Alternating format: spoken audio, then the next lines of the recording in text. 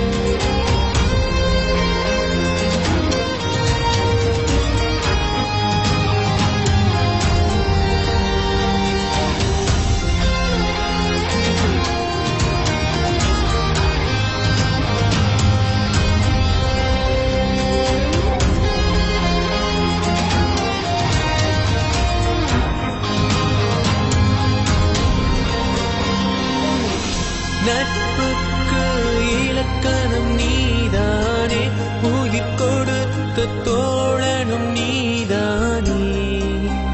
என்